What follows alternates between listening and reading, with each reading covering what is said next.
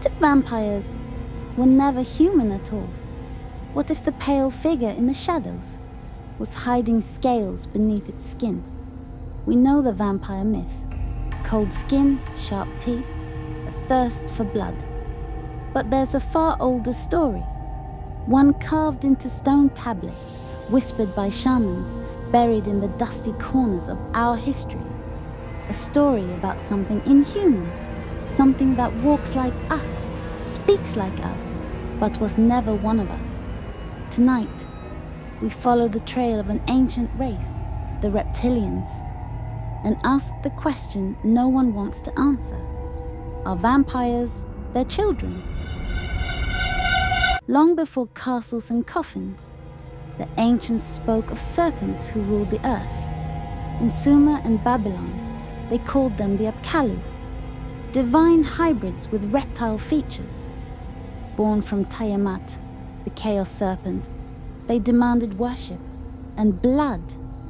In Egypt, Apep, the great serpent, fought the sun god Ra each night in the underworld, a battle for the survival of light against a tide of eternal darkness.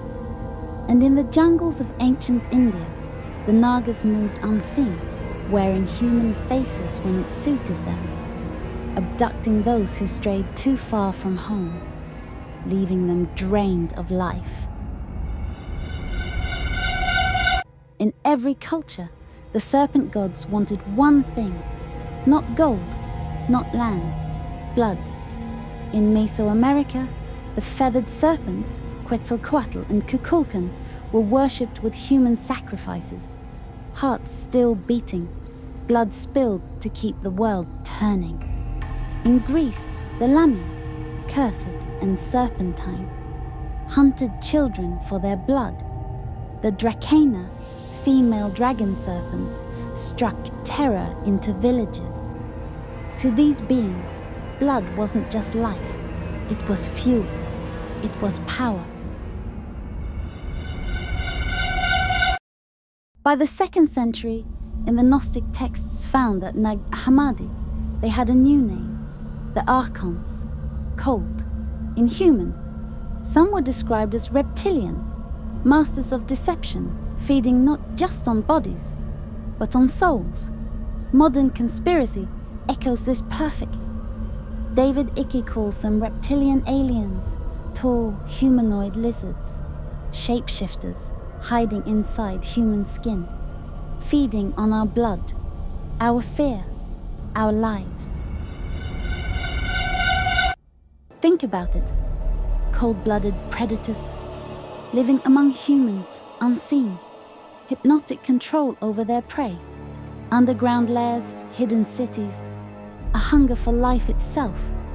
The vampire and the reptilian are two faces of the same nightmare, one ancient, one modern, both deadly. Dulce Base, New Mexico. Phil Schneider claimed an underground war between humans and reptilians, and cages of captives drained of blood. In South Africa, shaman Credo Mutwa told of the Chitauri, an ancient reptilian race that fed on blood and emotion, ruling humanity in the shadows. White Sands, New Mexico. A classified report, an Air Force sergeant found in the desert. Drained, every drop gone. Surgical precision. Brazil, 1970s. Cattle left on fields, bloodless, without a single drop spilled on the ground. The cause? Unexplained. And then there are the slip-ups. Strange footage of politicians and celebrities with slit pupils, caught for a fraction of a second. Glitches or masks breaking. If even one of these cases is real, the vampire isn't a myth. It's a predator that has been here for thousands of years, and maybe it never left. Imagine a candlelit room. A pale nobleman leans over his victim.